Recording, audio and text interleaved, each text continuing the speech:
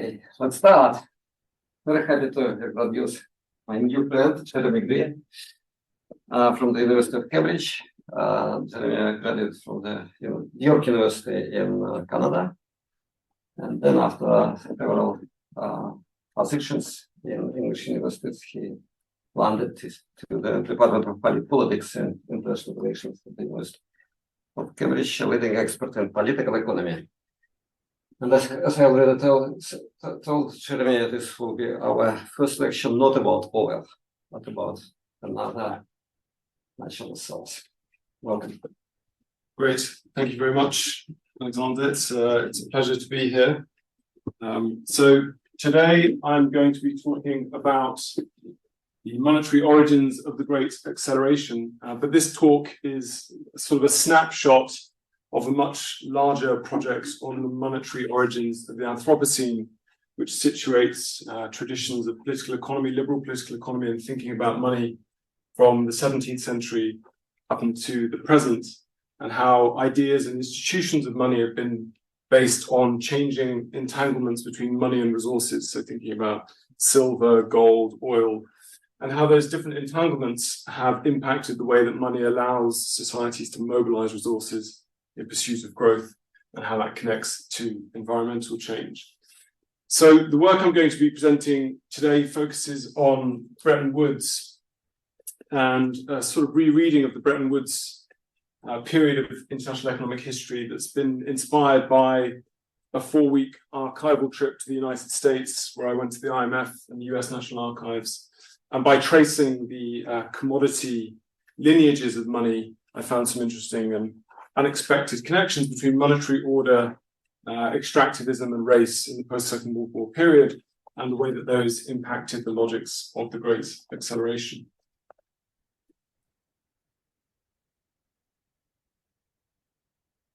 So I have here a quote from Henry Morgenthau Jr., United States Treasury Secretary in 1944, and these remarks are from the opening of the Bretton Woods Monetary Conference in New Hampshire.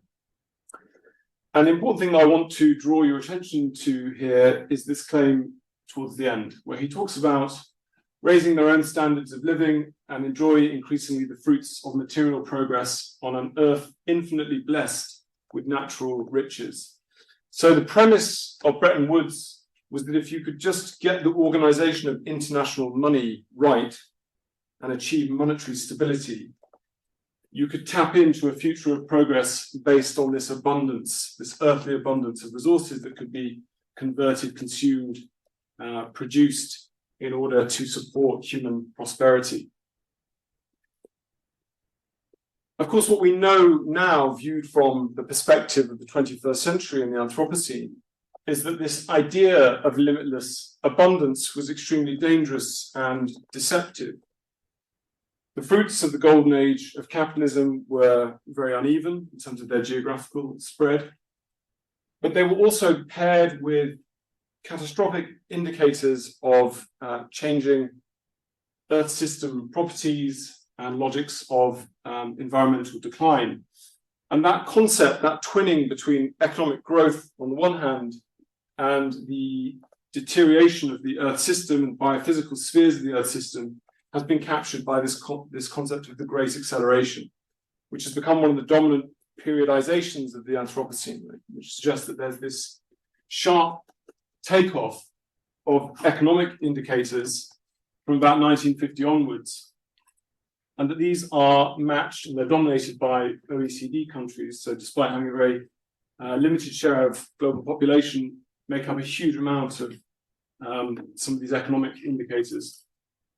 These have been paired with changing Earth system indicators, so obviously carbon emissions, ocean acidification, and many others.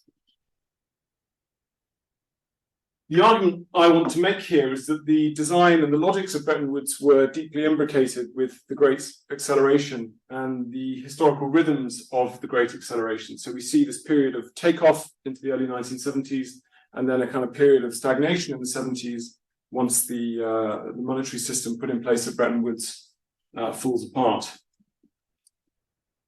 In the Anthropocene, we need to foreground the deep connections between economic processes and the Earth system. And that's obviously what this concept of the Great Acceleration pushes us towards. But it remains a very causally vague concept. It's not really clear what the precise socioeconomic institutions that drive these processes are. And so with that question in mind of achieving greater specificity, I'm thinking here about the monetary origins of the Great Acceleration. Why might money be an important way into thinking about accelerating patterns of environmental decline and transformation? In order to think about this, we need to theorize money's ecological entanglements. Now, if you have much familiarity with contemporary literature on money, you might have a bit of a headache because it can be quite perplexing, but you'll also be familiar with the fact that it's often viewed as a social relation. Right? So money is a social relation between a creditor and a debtor, and money is seen as a form of credit, an IOU that has no necessary material foundation. So contemporary theories of money tend to focus on its identity as a form of credit, this kind of relational nature of money. And they take inspiration from Innes's credit theory of money and also chartalist arguments about money. And chartalist arguments about money claim that state authority defines what counts as money. Right? So it doesn't really matter what money is made of, what kind of commodity basis it has. What's really important is that the state says this is an acceptable means of payment. This is something you can settle taxes with. So state sovereignty helps define qualities of moneyness. To take a contemporary example from literature on money, Jeffrey Ingham, who's written very influentially on the topic over the last 10, 15, 20 years, he talks about money as a socially and politically constructed institution. So that sort of captures this constructivist emphasis of thinking about money. When we think about international money, the normal way of thinking about this in contemporary literature is to view this as a currency hierarchy where the dollar is at the top. There are countries that have access to dollar swap lines, guaranteed access to dollar swap lines, just below that, advanced economies with serious currencies. And then this kind of goes down to different levels of monetary authority, acceptability of money. In this hierarchy, the quality of money is determined by the backstops provided by the central bank, the acceptability of that currency or money internationally, the evaluation of risk from private market actors, public actors, all these different factors. My argument is not that these theories are wrong or that they're incorrect. It's rather that they don't really help us think historically or sociologically about the roots of the Anthropocene and its connection to money. And that to get at the layered histories of the Anthropocene, so the different ways that modern capitalist development has disrupted and transformed the natural world, we need a different way of thinking about money. We need a much more socio-ecological approach to thinking about money. And my argument here is that these dematerialized credit theories tend to overlook the historically specific extractive ecological entanglements of money. When we think about the birth of the fiat currency system in the early 1970s, that's only really existed for about 50 years. So actually vast swathes of monetary history are not defined purely by money as a kind of dematerialized form of credit. And in fact, in the larger project, I make the argument that money always has different resource entanglements that change.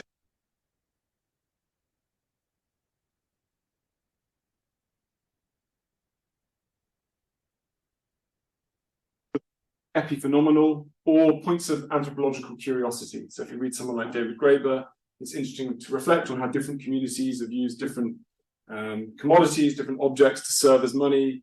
But this doesn't really help us that much for thinking about contemporary financialized economies, right? That's the claim.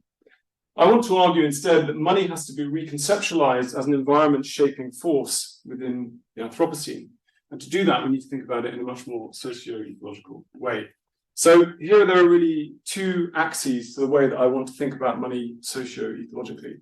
The first is to think about money as a resource mobilizing force.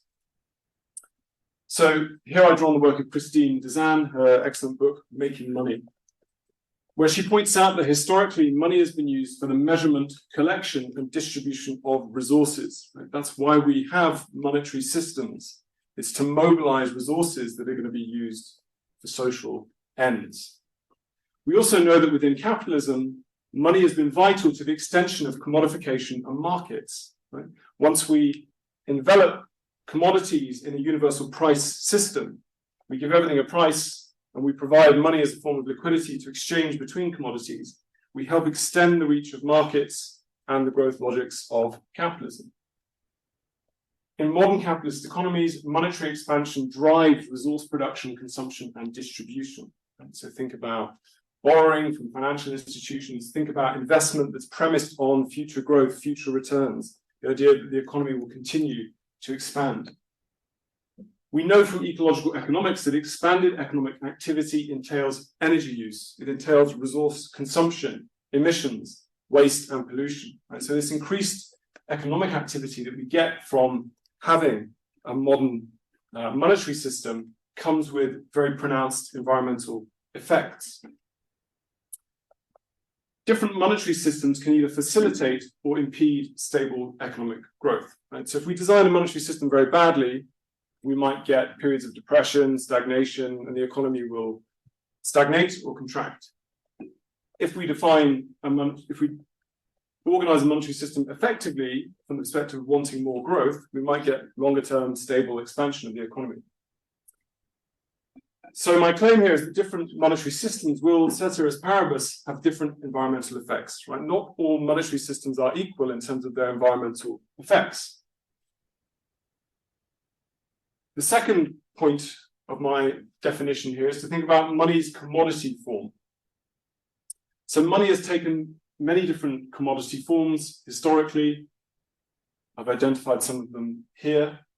It's got this long history of being connected to particular objects, particular commodities.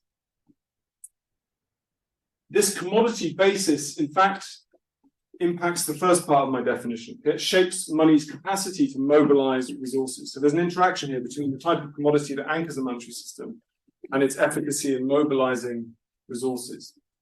And different commodity forms of money come with specific ecological and extractive entanglements.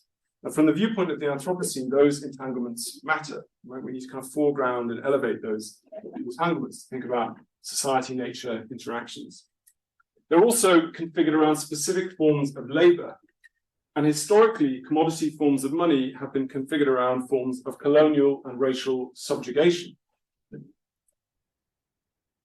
So this phenomenon is captured by the geographer Catherine Yusuf's concept of the Black Anthropocene, where she talks about how the conquest of the New World in pursuit of precious metals, gold, silver, was connected to the subjugation of indigenous labor to work in the mines, and also the importation of slave labor across the Atlantic to work in the mines. So for Yusuf, the kind of original sin of colonial geology is connected to the racial exploitation of labor in pursuit of gold and silver.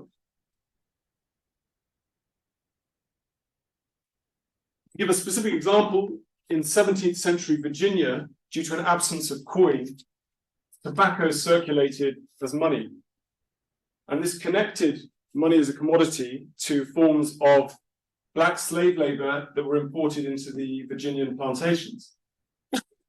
It also brought about certain dynamics of periodic monetary scarcity. So seasonal fluctuations in the volume of tobacco production made it difficult to transition to a stable wage-based economy because you'd have this kind of fluctuating level of money based on seasonal changes.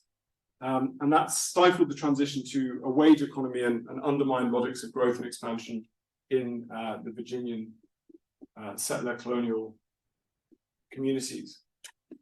Similarly, if you read the literature on early modern European monetary systems, after the exhaustion of European mines in the 14th century, there's an increasing dependence on New World gold and silver. Gold and silver from mines that were worked by indigenous and imported black slave laborers. So again, that connection between money as a commodity and race is very pronounced here.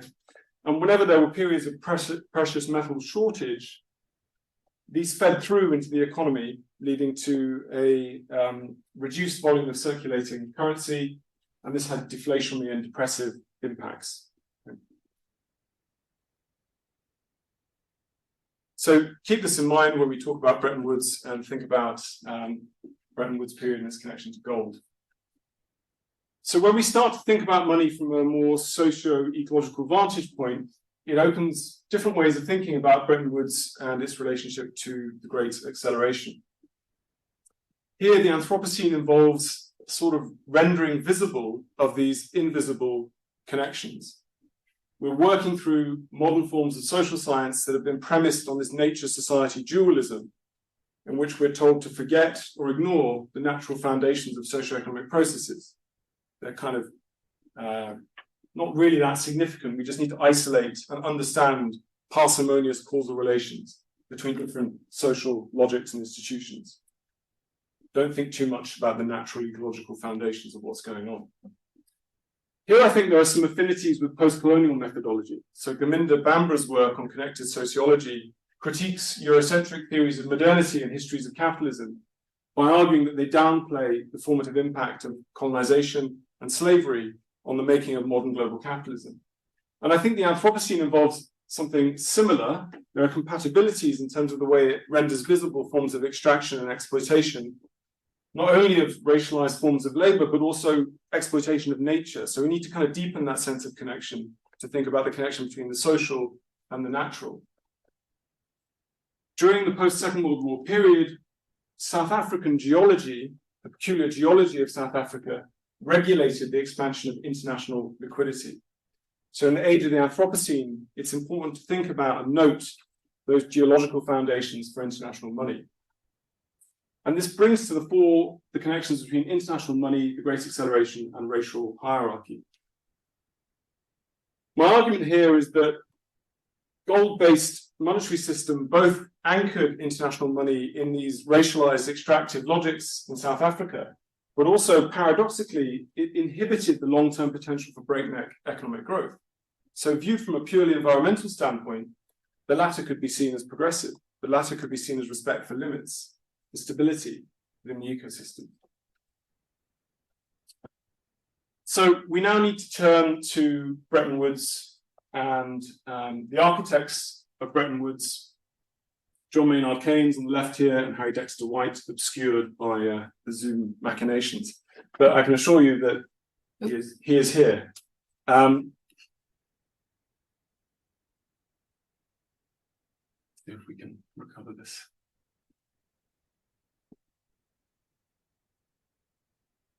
Okay. These two figures representing the UK and the US respectively at Bretton Woods took differing views on the role of gold. Keynes was quite hostile to gold, famously referred to it as a barbarous relic. And he wanted a form of international money that would just expand in line with the rational demands of a balanced system of growth in trade and payments across borders. And so money should be at the whims of a kind of technocratic intellect that could plan and design a monetary system that would expand and mobilize economic growth.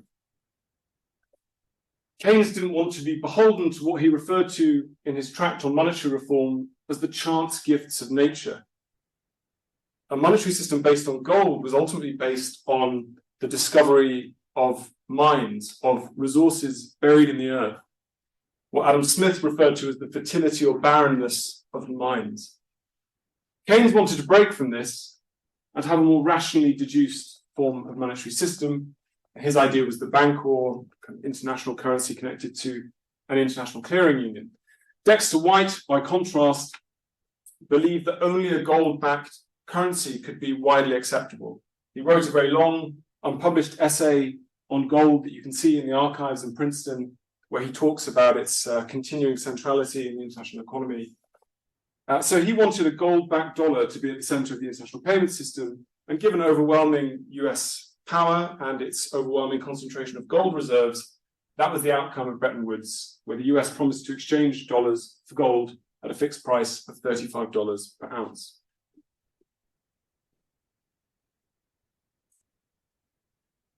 But not soon after the Bretton Woods agenda began to function properly in 1958 with the return of West European economies to convertibility, it became apparent that the system was bedeviled by a fundamental problem. The problem was identified by the Belgian economist Robert Triffin, hence the name, the Triffin dilemma. And the problem was as follows. In order to have global economic expansion, to have continuing global growth, you needed a growing volume of liquidity and reserves that could underpin an increased volume of trade flows and payments across borders. Right? Otherwise, each time you had payments and balances between countries that were in deficit or surplus, rather than having the liquidity to cover those imbalances without needing domestic adjustment, economies would have to turn to deflation or devaluation or restrictions on trade and capital flow mobility in order to stabilize their payments position. And Triffin argued that this would basically restrict economic growth, right? Because these were the sorts of patterns of adjustment that had led to instability during the Great Depression under the gold standard. So without an adequate supply of liquidity and reserves that would increase in step with an expanding world economy, you would have this obstacle to economic growth. You would have ultimately an obstacle to the great acceleration given growth's connection to those environmental indicators. The fundamental problem was that for Triffin, gold could not meet this demand for reserves and liquidity. And therefore, reserves and liquidity were Bretton Woods' Achilles heel. In practice, what happened due to an insufficient supply of gold was that the dollar and sterling ended up as substitutes. They played the role of reserves and liquidity. So these two countries would run payments deficits. Other partners would build up claims on the US and the UK in dollars and sterling. But over time, this meant that the UK and the US would have sent out their currency internationally. Other countries would hold this. That volume of currency held by those countries would increase, but the reserve base of the US and the UK wouldn't grow. And therefore, there'd be this kind of chronic deterioration of the reserve positions of the two key currency countries. The consequences of this would be that either the confidence in those currencies would be lost, and they wouldn't be able to maintain the fixed exchange rates that were set up at Bretton Woods, and that might create a collapse of the whole international monetary system and a return to depression. Or the reserve countries would worry about their growing volume of their currency that was held abroad and the instability and the risk that this posed for the value of their currency. And they would drain the system of the required liquidity and reserves. So they would adjust their domestic economies by raising interest rates, curbing spending in ways that depress the level of reserves and liquidity circulating globally. And again, this would impede economic growth.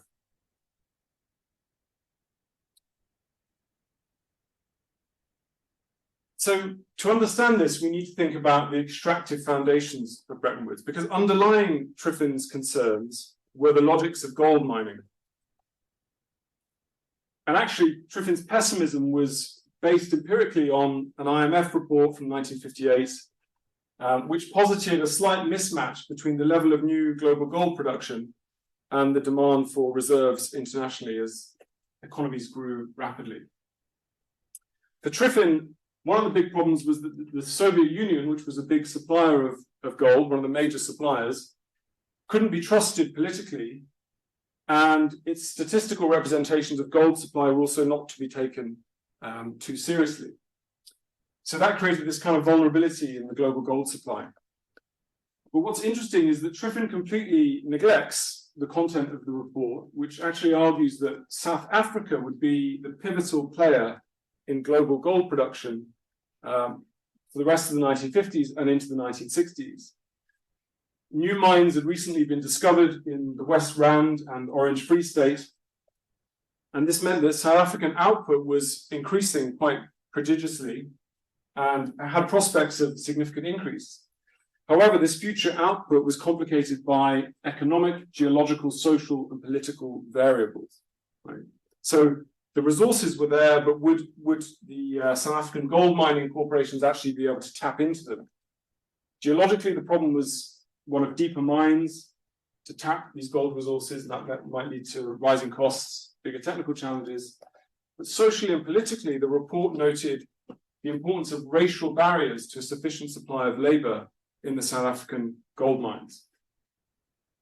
So early on, the IMF was aware that the future of global gold production, and therefore the system of reserves and liquidity, hinged on this racially hierarchical form of gold production in South Africa. Triffin's representation essentially erased these patterns of racial extractivism that underlay the Bretton Woods order and reduced gold to a kind of technical structural constraint. He totally discounted South African agency. It doesn't figure. The Soviet Union figures, South Africa is just not relevant, and gold is just a fundamental structural constraint. We can posit, and then we can work out problems and consequences based from that. This has led to a total blindness in the literature on Bretton Woods, economic history, political economy literature, to geological, environmental, and sociological conditions of money. If you read the literature, you will find next to no reference to this, and barely a footnote on South Africa and its gold. However, what I want to show here is that the international monetary order in the 1960s increasingly came to pivot around the politics of extraction and the global racial fault lines of apartheid, which connected mining to the politics of international money. Here we have an image of the Kapval Craton, which is a very specific geological formation within South Africa. It's a segment of the Earth's crust which originated 3.7 billion years ago, and because of its age, it's been subject to greater than usual cycles of magmatic intrusion, sedimentation, and deformation. The consequence of this is that it endowed South Africa with prodigious reserves of ore, diamonds, gold, other precious commodities. This has meant that the mining industry has been absolutely formative for South African economic development.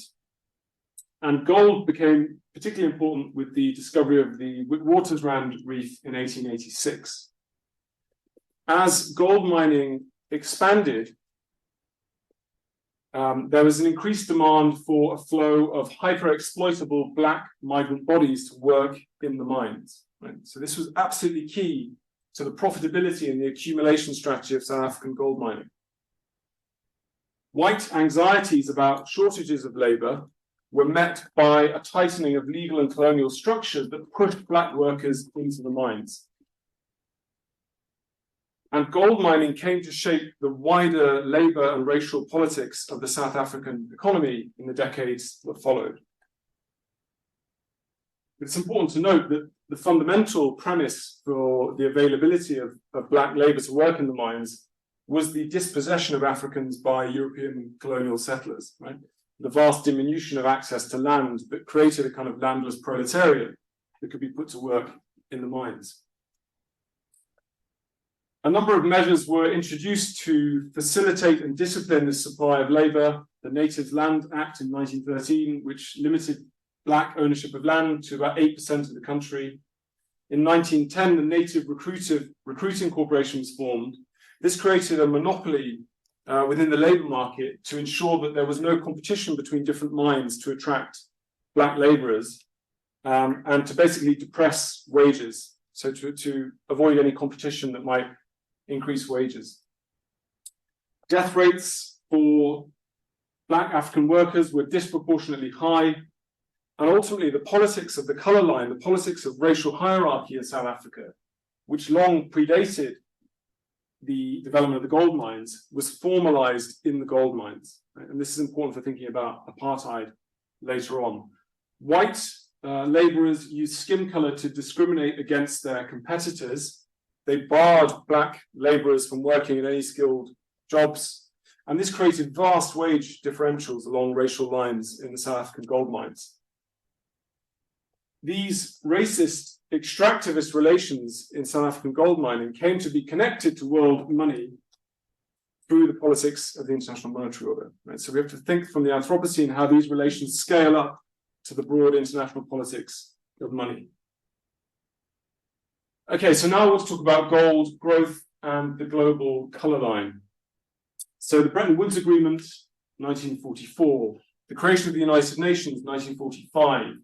These moments seem to symbolize the arrival of a new post-colonial era of global multilateral governance, one in which racism and colonialism were no longer considered legitimate. So breaking from a historical pattern of empires based on racial hierarchy. In 1948, the UN made its Declaration of Universal Human Rights.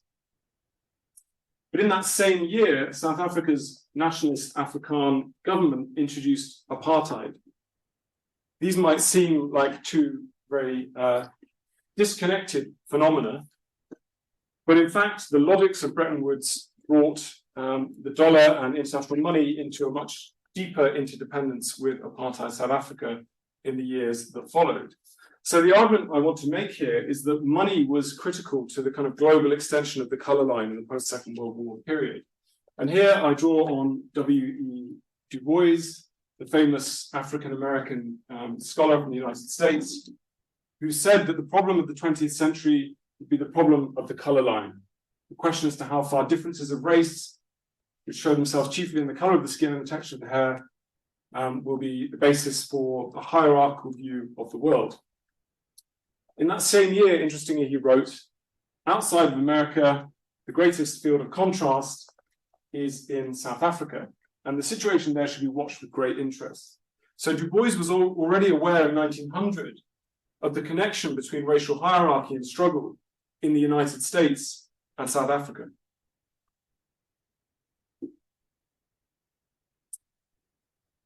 Okay, so here I'm going to move back to the problem of liquidity and reserves. So post-war economic expansion brought these problems of international liquidity and insufficient reserves to center stage. We can see this in the image here, which shows the US gold stock versus dollar liabilities, right? And there's an increasing mismatch from the early 1960s. This becomes a big problem for the stability of the dollar within Bretton Woods and the stability of the system of fixed exchange rates that was underpinning this very pronounced economic growth. So the US and its partners undertook a number of measures to try and strengthen the dollar's position. They created the London Gold Pool in 1961 to try and stabilize the market price of gold by coordinating sales and purchases of gold. This was because the price of gold in the market had gone up to $40 an ounce in 1960, basically threatening $35 per ounce price. And there were also proposals for new forms of international currency, such as the French proposal for a collective reserve unit. This eventually became special drawing rights, which were created later in the 60s, often known as paper gold, to try and supplement the limited physical gold supply. It's within this context that the IMF was closely monitoring gold production, conducting regular surveys of mining activity in different countries, looking at market dynamics around gold. And it created working groups to study the problem of world liquidity by 1963.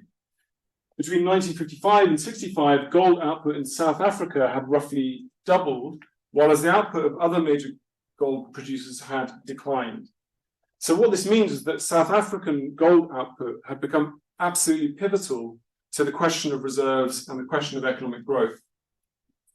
The issue of world liquidity was deeply entangled with South Africa's racist extractive regime.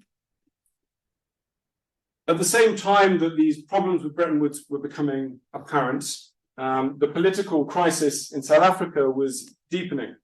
So we have the Sharpeville massacre in 1960, in which anti-apartheid protests were met by police brutality, and several hundred protesters were killed and injured.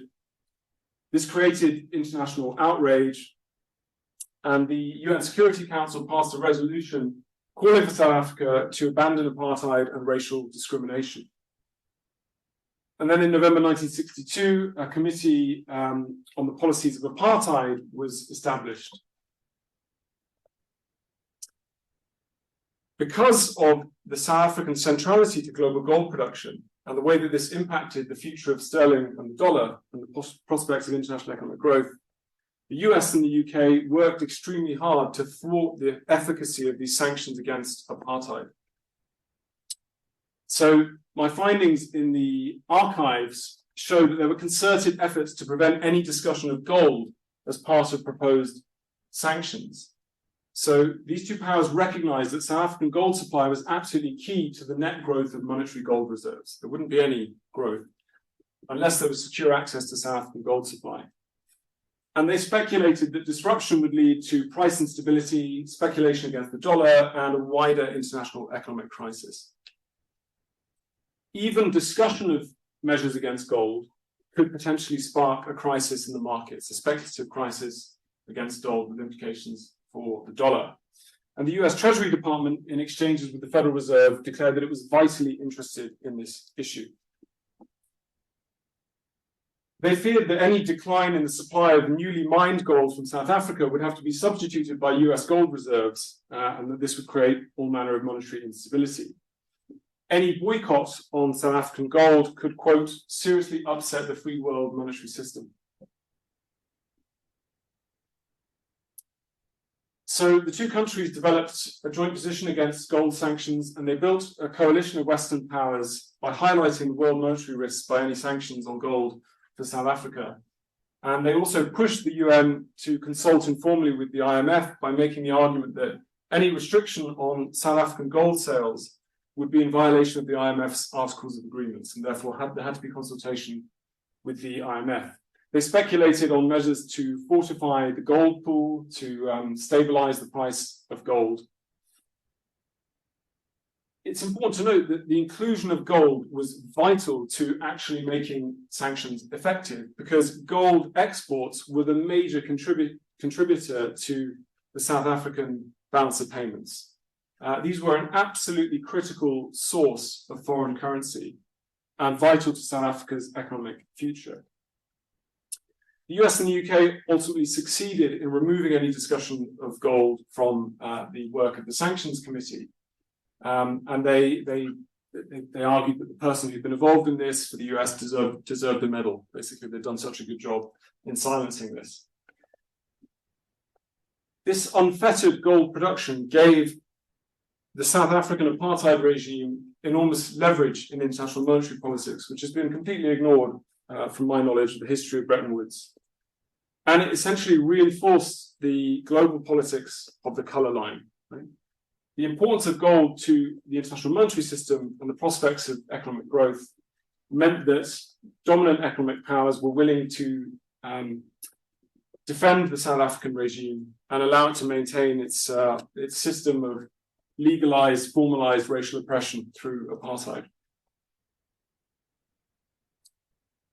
Okay, I now want to talk briefly about another instance. So towards the end of the 1960s, shortly before the Bretton Woods system unraveled when Nixon delinked the dollar from gold, a two-tier gold market was established. And the Western powers basically kind of gave up on trying to stabilize the free market price of gold. And they said, well, we'll have one market for transactions between monetary authorities, between states, and that will be stable at $35 per ounce. And we'll allow the free market price of gold to fluctuate freely, but monetary authorities won't buy or sell in the free market. We'll kind of cordon these off into two distinct markets. And the US started to think about a gradual demonetization of gold. And this is in the context of special drawing rights becoming this new form of paper gold that could compensate for the gold shortage. But there was an unsettled issue about what would be done with new gold production. Of course, this impacted South Africa very heavily. And Paul Volcker of the US Treasury reported substantial disagreement and contention between the US and South Africa. Now, this was a major diplomatic political spat that went on for a long period of time. I can only show you a part of the archival record here. But essentially, South Africa wanted to be able to freely sell its gold in the market. And it wanted to be able to sell to monetary authorities whenever the free market price dipped below $35. By contrast, the US wanted the IMF to have a monopoly on purchases of gold. And these negotiations went back and forth for a period of many, many months. And there were some quite terse exchanges. But basically, the US saw the solution of the South African gold problem as critical to stabilizing the international monetary system. Right? So if it could find a way for the South African government to orderly sell its new gold into the system without disrupting the price of gold, then perhaps Bretton Woods could be stabilized and secured. And in December 1969, the IMF agreed to buy any gold when the market price dipped under $35, and this was a way of sort of stabilizing the international economy. Again, here there are important connections to racial hierarchy and the politics of the color line. This is Charles C. Diggs, a US congressman from Michigan. And he opposed this South African gold agreement on the grounds of apartheid and race. He was a prominent civil rights activist involved with Martin Luther King, the first chairman of the Congressional Black Caucus, and the chairman of the African Affairs Committee of the House of Representatives Committee on Foreign Relations. And he was a very active opponent of the apartheid movement. And here I have an excerpt from a letter that he wrote to Treasury Secretary George Shultz in 1972, where he points out that the South African gold mines are only profitable because they're based on this racist exploitation of labor. And he points to the way differential between white workers and black workers. But then he points out that the 1969 agreement subsidizes South Africa's foreign exchange reserves and undermines the United Nations arms embargo on South Africa. That it essentially reinforces domestic race policies and the occupation of Namibia. So Diggs drew clear lines between the politics of race in South Africa and the politics of international money. And of course, these all hinged on the fact that international money was pivoting around these extractivist logics of South African gold. Okay, so I now want to sort of return to some of the environmental legacies of this.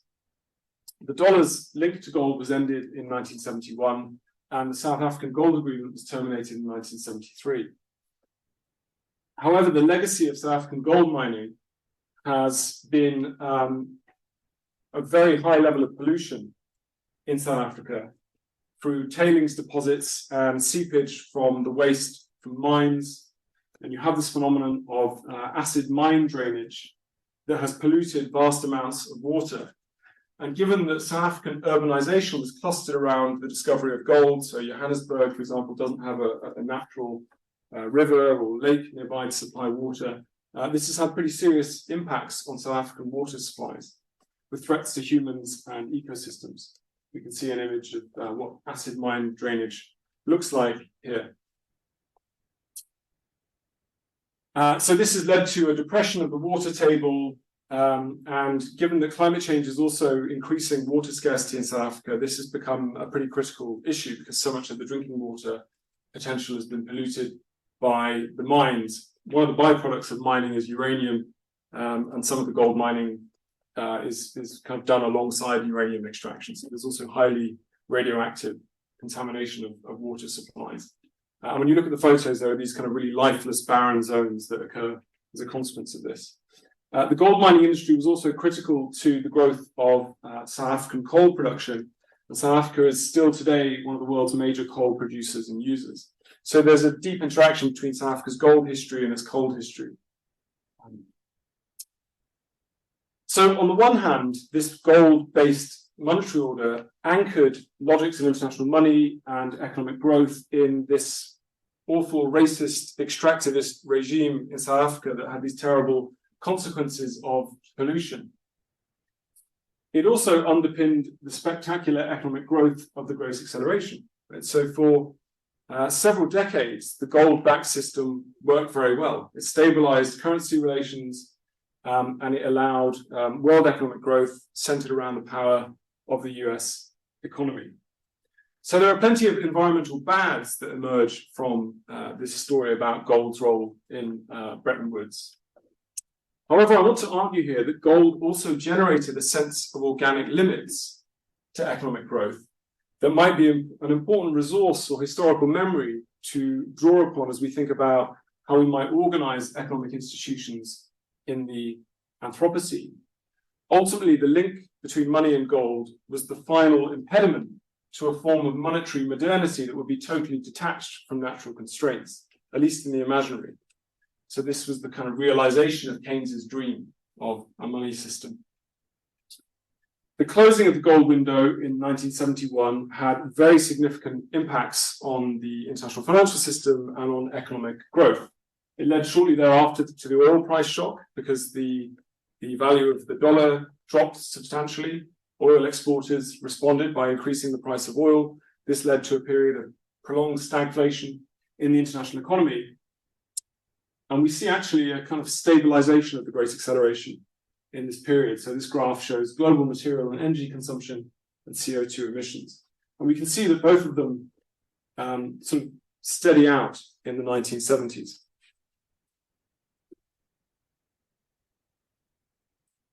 So the gold-based system in the 1970s and its implosion essentially revived the ghosts of the Depression era, right? That if you had a monetary system that was based in the organic limits of gold, this could produce periodic bouts of monetary instability, stagnation, depression. As we moved into the 1970s, the dollar in particular took on new extractivist entanglements. So when we think about petrodollars, there's no direct link between the dollar and oil as some kind of formal basis for the international economy. But if you look at the archives, then this interaction between oil and dollars became increasingly significant as the link to gold broke down. And that's the subject of some of my future research as we move out of the gold-based period. But as a final thought, I want to raise this question of whether or not we might want to actually live within the chance gifts of nature. So Keynes was desperate to move beyond the chance gifts of nature. But I would argue that that Keynesian vision of a system of money and economy detached from the constraints of nature is what brings us hurtling into the Anthropocene. And in fact, although we don't want to reintroduce the gold standard, the idea of a kind of geological foundation or constraint, some kind of organic regulating premise for economic growth, might be a very valuable tool in the Anthropocene. And what's clear is that when we think about money from a socio-ecological perspective, we uncover these relations of extraction, of hierarchy of race, of nature and society that remain buried within the nature-society dualism that prevails within much social science literature. Thank you.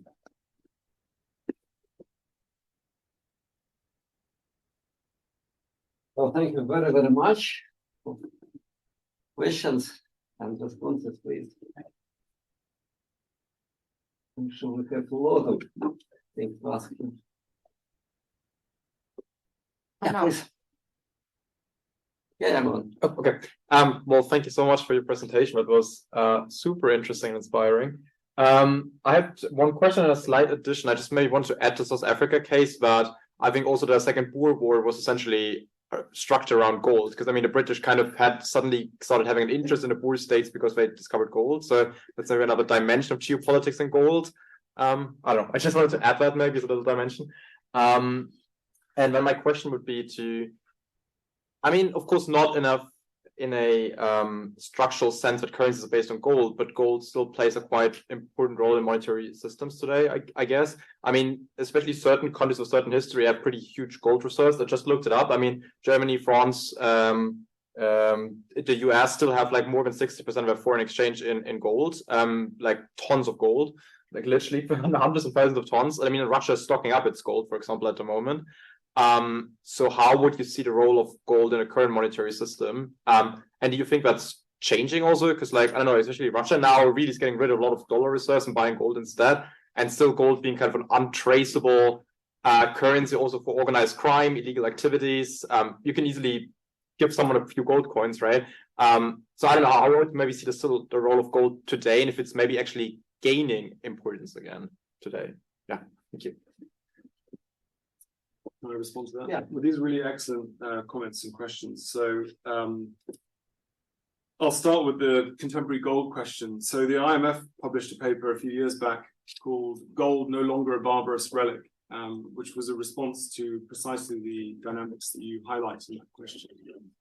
So I think a return to thinking about gold and its connection to extractivism is timely in that sense, because you can argue that we're living through a period of fragmentation and instability in the international monetary order, in which the Russo-Ukrainian war and the sanctions imposed by the US and the West on Russia has led to increased desire to build up reserves.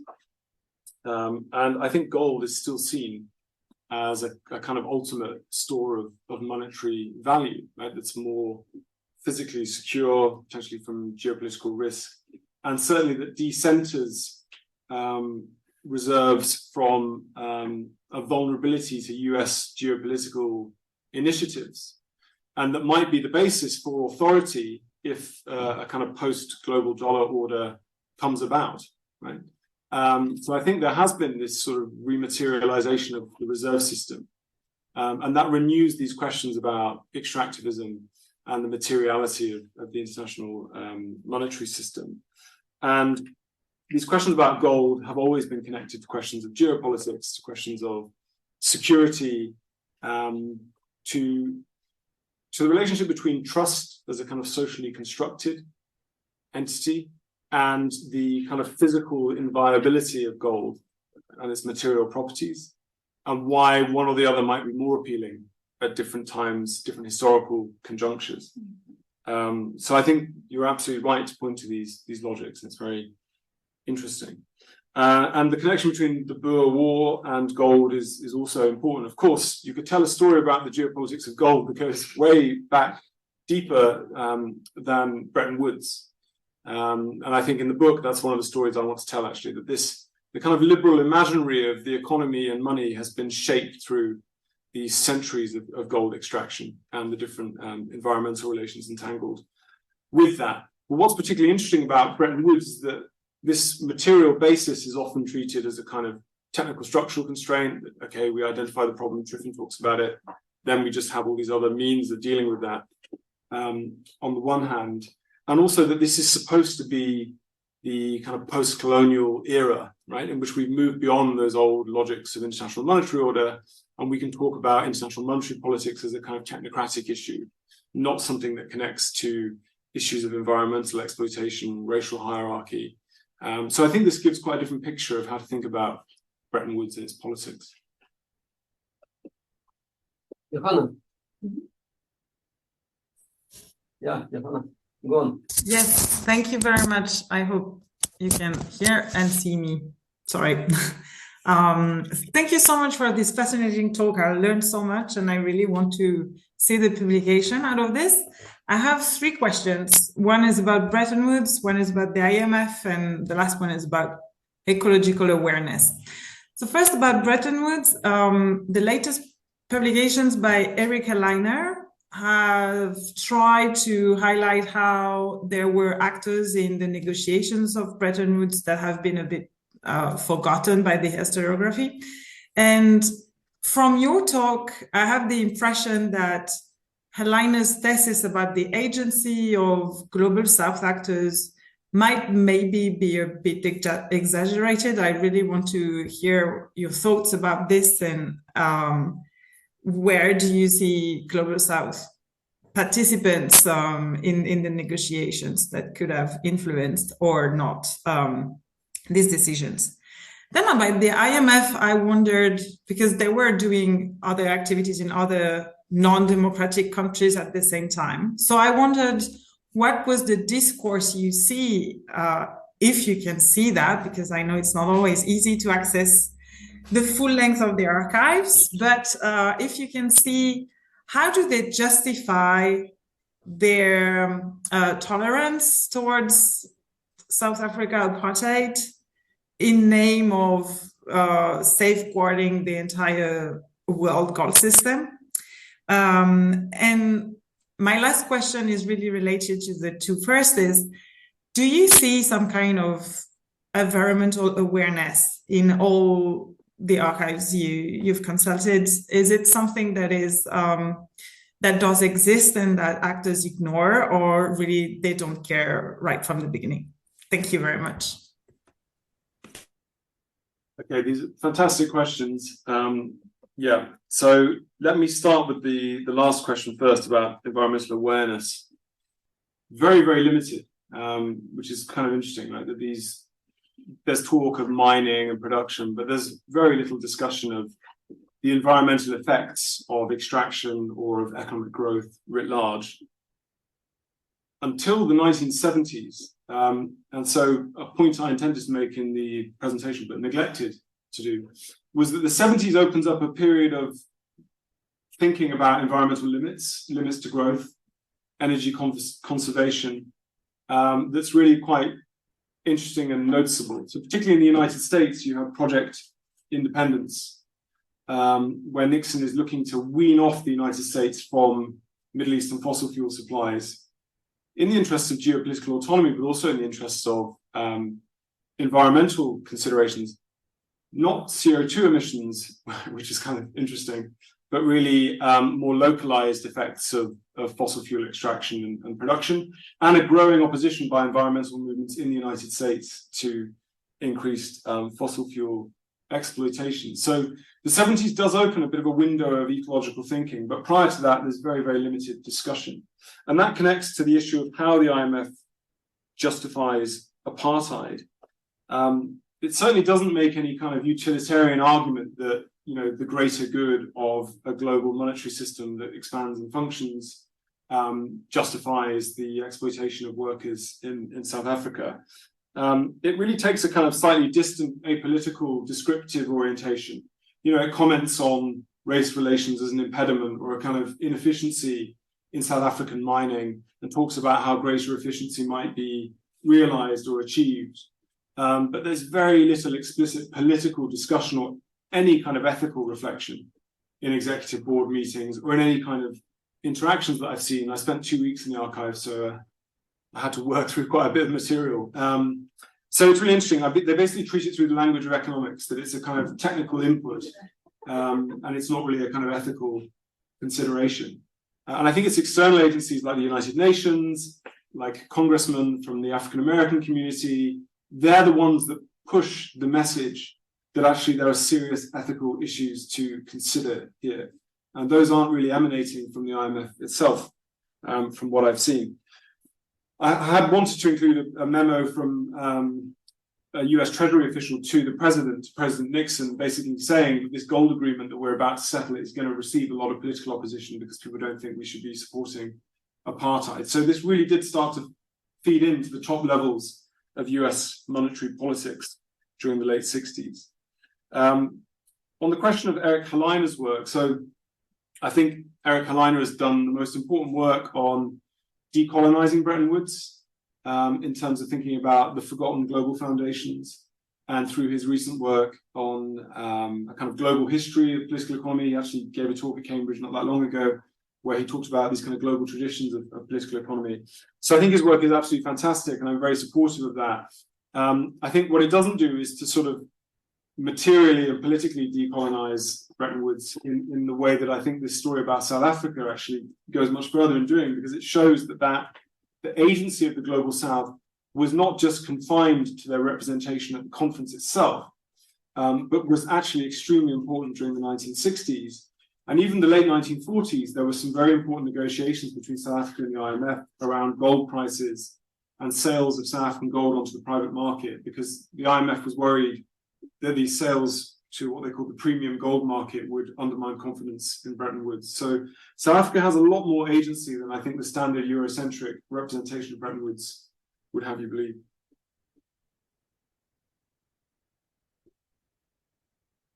Well, Thanks so much, Jeremy. I really loved the talk, and I found it particularly interesting that you essentially give this complementary work to Bambra's work on how welfare states in themselves are exploitative, and then you sort of provide how the monetary system that provided at the time the fiscal strategy around welfare state development is actually exactly the same story in a way. So I really think that's brilliant. You probably have addressed it maybe before I came in because I came too late. I'm so sorry. I wonder what you see as an advantage of using the Anthropocene as a framework rather than the capitalist scene, because in a way your work would probably also speak very much to the arguments in the capitalist scene framework. And then the second question is maybe more of a sort of relationship question, how you see your work corresponding to something that Quinn Slobodian writes about in Globalists, where he describes these racial relationships within the tradition of neoliberal thought and how they really helped establishing the legal frameworks which are inbuilt in neoliberal institutions. But in a way, what you're saying is that they're much older than that and not necessarily founded within neoliberal thought, but actually already in institutions such as Bretton Woods, and that that's maybe not necessarily a novelty within neoliberal thought as such. Yeah, thank you. Really good question, Valentina. Much appreciated. So in terms of the Capitalocene, so I would certainly class myself as someone who takes a very kind of critical view on the Anthropocene, and I agree that capitalism and capitalists are primarily responsible for what's happened, right? But what I also take seriously is that empirically, the takeoff in the post-Second World War period is pretty significant. I also think if we want this to be a genuinely interdisciplinary concept, then there needs to be some compromise with how geologists think about the evidential basis for the Anthropocene. So I see the Anthropocene as having these kind of multi-layered histories of capitalist development that involve these dynamics of natural and racial exploitation at different moments. And that stretches back from the kind of moment of the sort of New World contact and the kind of structuring patterns of modernity that sets in place. But I think there are also kind of different periods, different patterns within that. And I also would agree with someone like Dipesh Chakraborty, who argues that More's reduction of everything about the Anthropocene to the capitalist relation is reductive, right? That I don't think the way to think through the Anthropocene is just to say it's all down to capitalism and we just need existing critical social theories of capitalism, but to kind of reorient them. I don't think that's right. And I think even the premise in the labor theory of value is dubious, right? So I don't subscribe to the labor theory of value, so I wouldn't anchor my vision in that perspective in any case. But I also think the histories and the kind of rhythms of natural exploitation are more variegated and more differentiated than we can encompass just through the idea of the Capitalocene. But I do like More's concept of sort of world ecology, which I find very useful. Well, socialism was also responsible for the, Exactly. the cycle of nature and humanity, eventually. And that actually, I think, it's a long discussion about like what nickname works better, Anthropocene or capitalism or something else. But I think that's an argument about socialism. So questions connected to that. So, but first, that was a fantastic talk. We all appreciate it and learned a lot. So you mentioned the concerns at Bretton Woods about the Soviet Union and sort of unreliable character of its statistics. But I think what is much more important for your logic is that much of the Soviet gold was produced in the Gulag, and that was the direct counterpart of the apartheid system. With the difference, of course, that there was no racial difference. There was a class difference, exactly like according to the Soviet ideology. The oppressed were, they belonged to a different class, or they were enemies of the people, but they were also white. And I think that could be developed much further. This analogy, but also a contrast that's very, very, I think, rich. And also negligence, relative negligence of the international community, of the people like the future IMF, or to both issues, the Gulag and apartheid, because they produced gold in the same way that much later these dubious social systems started to produce oil.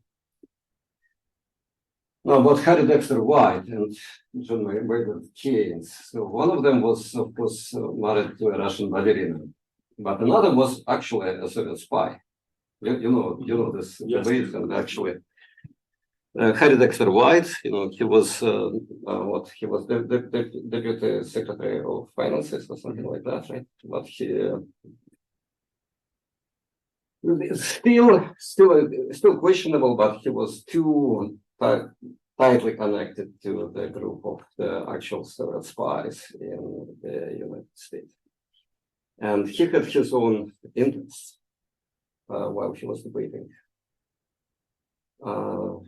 these issues with Keynes. And I think you are right that Keynes was sort of positing this kind of more technocratic and more sort of abstract or arithmetic system of calculating natural resources.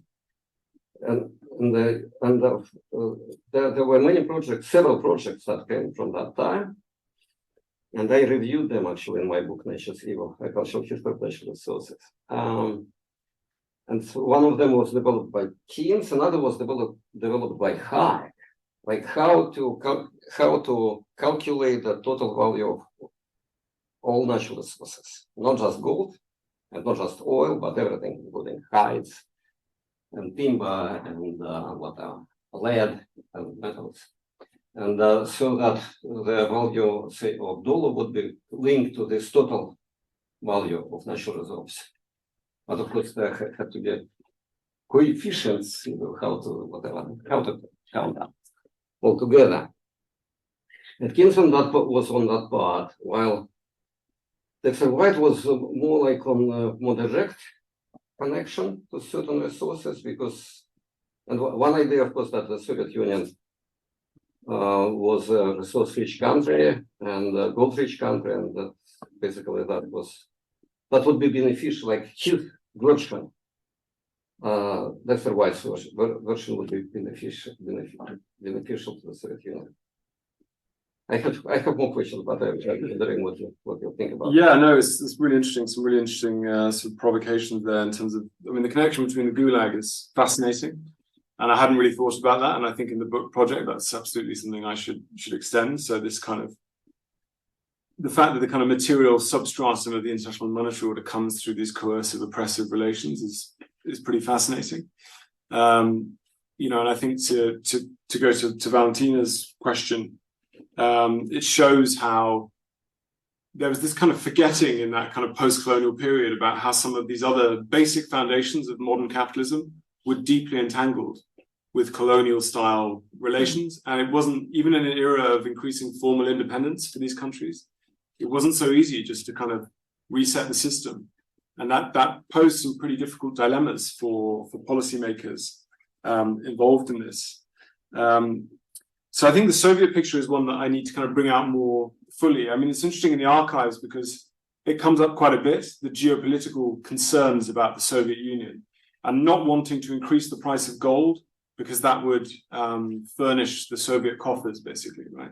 And there are reports that the Soviets are following these negotiations with South Africa very closely, and the Soviet ambassador is asking the Americans, you know, what's going on in this agreement, what's going to happen? Because they know that movements in gold prices will benefit South Africa and the Soviet Union. And so all of this is kind of refracted through that Cold War geopolitical context. In terms of broader resource entanglements, so one of the things I'm looking at in the book is these kind of other arrangements and ideas before and around Bretton Woods for an international monetary system that would be stabilized by a pool of commodities. So Benjamin Graham made these arguments about a kind of commodity stabilization basis for the international system. And he wanted these kind of counter-cyclical buffers of natural resources that would underpin the monetary system and that could be drawn out of storage in times of climate instability, interestingly, for crops or economic depression. So there's a much broader story about money and commodities, and that's what I'm hoping to kind of get at in the book. And I think Hayek's ideas around that would be really interesting. But I tend to center the story on Keynes quite a bit because for me, Keynes is not the savior of Western society. It's actually his ideas that have brought us into the Great Acceleration in many ways. So I think his views about money and his views about detaching from organic constraints in the long run have proved extremely damaging. And this is why I'm often critical about Keynesian type Green New Deal arguments that think we can just kind of boost employment and get everyone working. And they tend to sort of deny the wider resource constraints on economic growth. And I think Keynes's arguments about money really show that absence of a proper appreciation of organic constraints. Interestingly, one of his contemporaries, E.F. Schumacher, who went on to write Small is Beautiful in the early 1970s, who had also been a fairly conventional kind of monetary economist, well, not to say that Keynes was conventional, but had been a monetary economist with kind of some similar ideas to Keynes. He turned really against Keynes in the early 1970s. And in Small is Beautiful, he attacks Keynesian ideas about delaying any kind of reckoning with normal moral constraints until our grandchildren have been born, in his famous essay on the kind of possibilities for our grandchildren.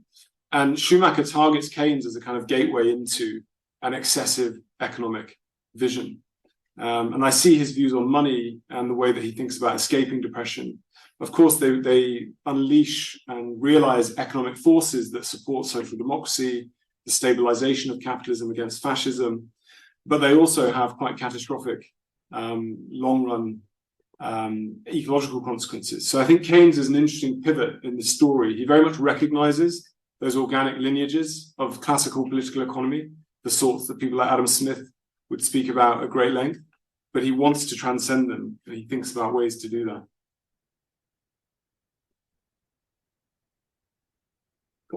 Yeah, I again, one question, one comment, maybe a brief comment first was the thing of the gulags. I think that reminds me a lot of the German historians debate in 1980s, 1990s. That they kind of made a link between the gulags and the concentration camps. And I mean, with South Africa, we can make the case that the British kind of quote unquote invented a concentration camp in the Boer War, or the concept of a concentration camp. Maybe as it is, I think that's a very contentious debate in many regards, because I think it has been very much hijacked by the wrong people somehow. Maybe as it is. I was wondering, because you spoke about like capitalism, colonialism, I'm wondering if like maybe the word of imperialism is maybe most fitting, because I think imperialism is by definition somewhat capitalist, but maybe not in a neoliberal sense capitalist, but a lot more state-led capitalistic sort of, which I mean in a value-free sense, and as such, from a capitalistic point of view, obviously not as a concept. Sorry, that was a bit misleading. And I'm wondering to what extent maybe that might help us, because even Keynes, like he was British, right? Like he kind of grew up in like a society which was still imperialist by design, sort of in the British Empire. Like that is where he grew up, sort of, and where he learned and everything, and how this maybe shaped the way he thought about it. Because I mean, just again, South Africa case, I mean, Cecil Rhodes got rich with diamonds and gold, and I mean that's maybe also why I think imperialism and Anthropocene are so linked, because I think Cecil Rhodes is a perfect example for that, like a diehard racist and imperialist in his mind. He had this idea of this railway through entire Africa, which is kind of like the conquest of nature by quote unquote the white man, sort of, right? So, okay, long story short, I'm wondering if maybe like imperialism as a concept is maybe bringing together both the racist colonial part and the capitalist part, with kind of preserving a special notion to it. I don't know if that makes any sense, but that is just something I had in mind. Yeah, I mean, it's an interesting question. Firstly, I wouldn't want to make the conceptual association between imperialism and capitalism transhistorical, because the Roman Empire, in my reading, isn't capitalist, and there are many other imperial examples that kind of predate modern capitalism. So that's really more of an idea that's come kind of early 20th century theories of imperialism as the highest stage of capitalism, etc. But clearly there are kind of strong associations, right, that take different historical forms. I think the British imperial relation in forging a lot of those dynamics of monetary modernity that then feed through into Bretton Woods is extremely important, and something that if I had kind of more time to speak about, I could speak quite a bit about the importance of those and how they are foundational to the project of classical liberal political economy. The classical liberal political economy grows up through those kinds of imperial extractive relationships, and ideas and arguments about money are kind of shadowed by those imperial colonial legacies. So I think it's a valuable way of thinking about these things. But to kind of fasten everything with this term of imperialism, I think would obscure some of the analytical subtleties and would make it much more difficult to talk about the era of decolonization, right? When if there is an imperialism, it's more that was exactly the Hannah Arendt's point in Origins of Totalitarianism, that the Nazi system and the Soviet system, they both grew from the colonial system, and the main example was South Africa and the golden mines. And she actually pretty early she produced similar arguments about the dependence of the economic growth essentially on the growth of the gold mine in South Africa. Now, much of what you said about gold in that distant era of the 1950s really resembles very much, is very reminiscent of what we are hearing now about oil, the price of oil, and sanctions, and very limited nature of the sanctions connected to the Russo-Ukrainian war.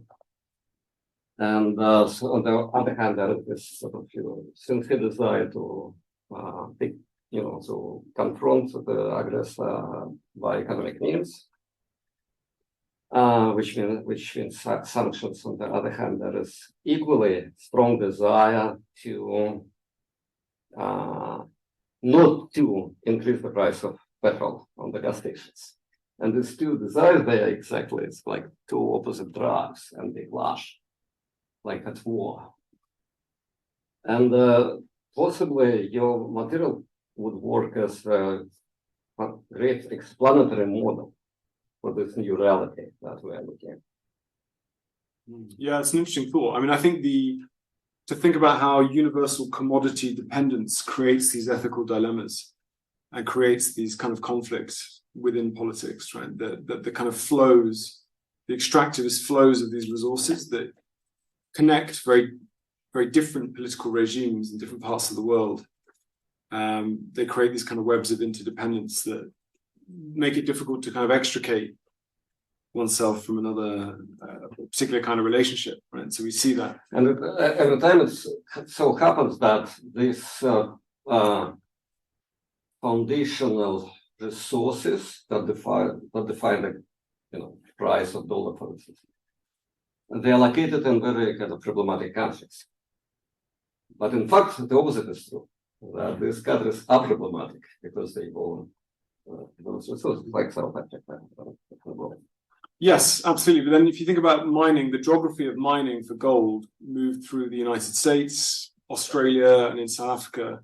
And we see in the United States, it's linked to the gold rush, the movement west, the eradication of the indigenous population, the importation of Chinese laborers who worked in the mines there. So those geographies of extractivism, race, and exploitation are not confined necessarily to countries that we think of as petro-states or extractivist regimes, right? But they actually also occurred within the kind of Western core. And if we think about the uneven geography of the United States, parts of the United States are basically raw material, resource, commodity economies. Canada is largely a commodity economy, an extractivist economy. So when we trace economic relations, monetary flows from that kind of different ontology of the Anthropocene, then I think it kind of gives us a different reading of what these political regimes are and how they operate and how their kind of economic model connects to political possibilities. More questions, please. Sorry, yeah. Maybe a different topic, but like not necessarily so different. With the concept of the Anthropocene, what we discussed earlier, I'm wondering if there's like just a coincidence that like the 1970s when the Bretton Woods system ends essentially, or is brought to an end, but this coincides with the rise of neoliberalism, sort of, or with a theory and in reality with Ronald Reagan, Margaret Thatcher, etc., but also with the Club of Rome, which kind of published its report in the 1970s as well, right? Sort of like the birth of a quote-unquote environmental movement, let's say, at least in a modern sense. Do you think that is sort of just a coincidence, or do you see like a more concrete link between all these events? Because I think like from a topic perspective, they are of course connected, right? Yeah, no, it's an interesting question. So obviously these neoliberal ideas have been incubated for a long period prior to the 1970s. They were kind of gestating around certain marginalized groups. But clearly the monetary and macroeconomic disorder of the 1970s is a fertile space for contestation of the kind of settled economic, political orthodoxy.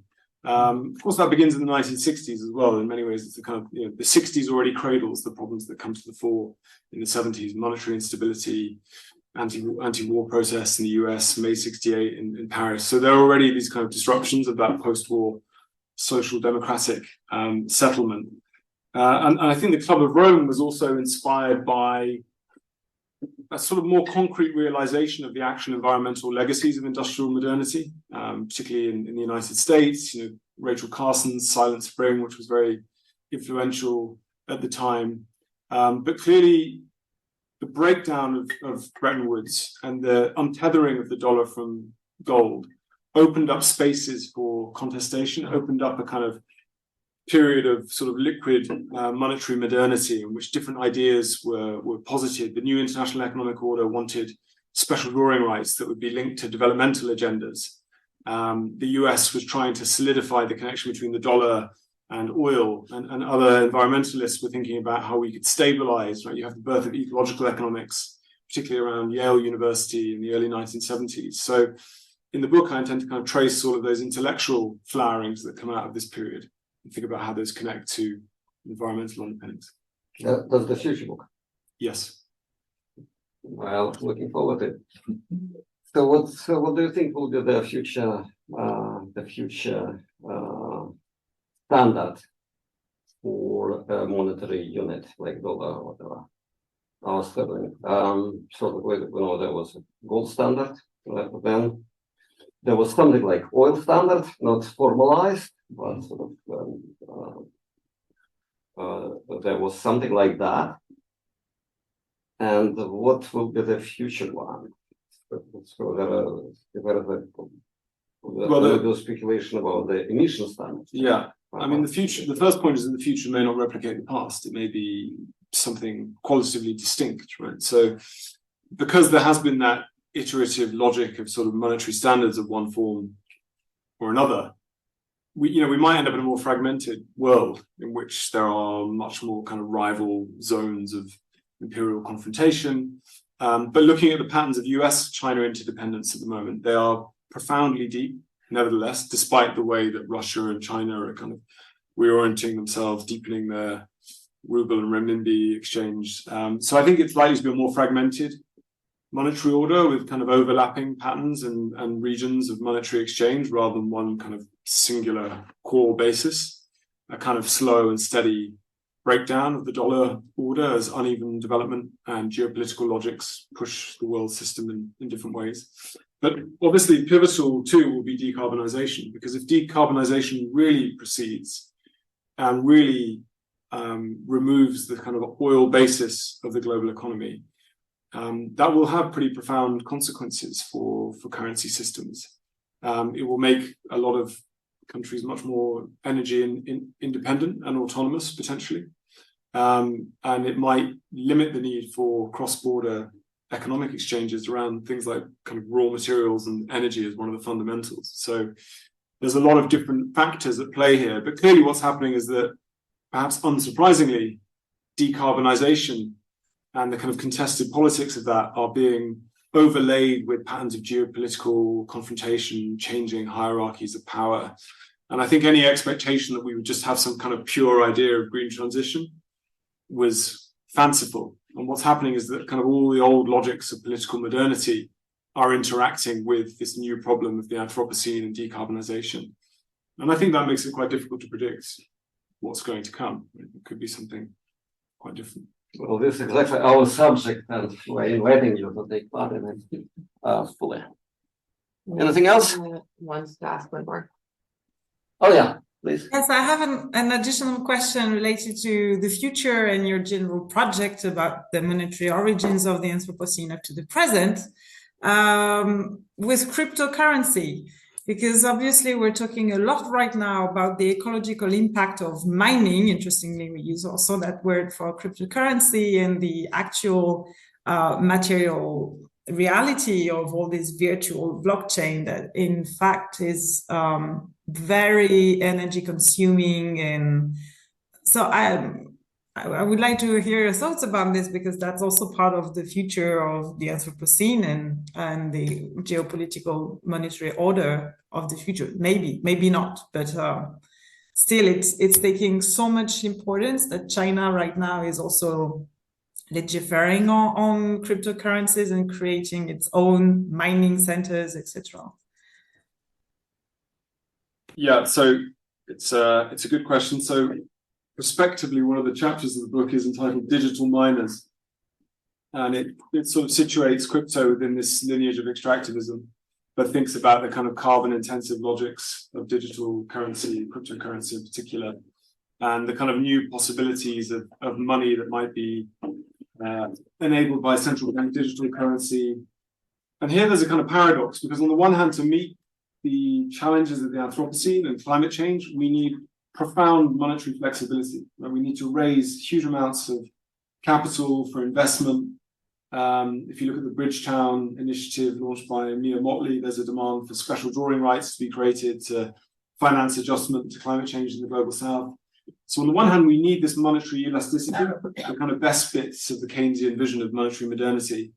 On the other, of course, we need to gear that monetary flexibility to a much more profound respect for ecological limits. And so it's interesting to read the politics of digital currencies through that kind of prism, right? That sort of tension between those two different possibilities. So how can we create a monetary system which is both sufficiently flexible to respond to the massive capital requirements of climate change, but also that is embedded in a much more profound sense of ecological discipline and respect for planetary stewardship? Emission standards, an emission standard could take care of that, so that the value of money would be, of cryptocurrency would be defined by the amounts of emission that were produced for counting this money. Yes, potentially. I mean, given the current political context of the world, I'm skeptical about any kind of universal overarching agreement for a currency standard. Right? It just seems unlikely at the moment. So I expect greater fragmentation. The 1930s is an interesting reference point that I didn't have time to talk about in the presentation, but in the 1930s, the break from gold facilitates all sorts of macroeconomic experiments ranging from fascist Germany to New Deal liberalism in the United States and many others. And ending the link to gold removed this sense of monetary discipline and allows the wartime economy huge funding on mobilization. That comes with its own ecological consequences because the war is absolutely catastrophic environmentally. Right? There's a lot of environmental history writing on the lineages of the Second World War. But the experimentation of the 1930s, I think, is an interesting parallel to the kind of things that we're going through now. If you want to go back even deeper and think about crypto, John Locke's concern about clipped coin and 17th century debates about coin clipping and how those challenged ideas of sovereignty and the integrity of currency. There's an echo today with the kind of trials of Sam, the crypto guy, Sam Bankman-Fried, I always get his name slightly wrong, I think that's it. And these other kind of crypto cowboys that are at the frontiers of what's permissible in monetary terms. So I think there are examples in kind of monetary modernity that can help us think about what's going on at the moment. Anything else? Thank you very much.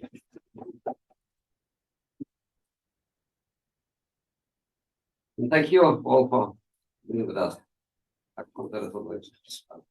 Well, no, she was not the only one there. There were. There were 5 people online. There were. But great to see you, Joanna. Thank you so much.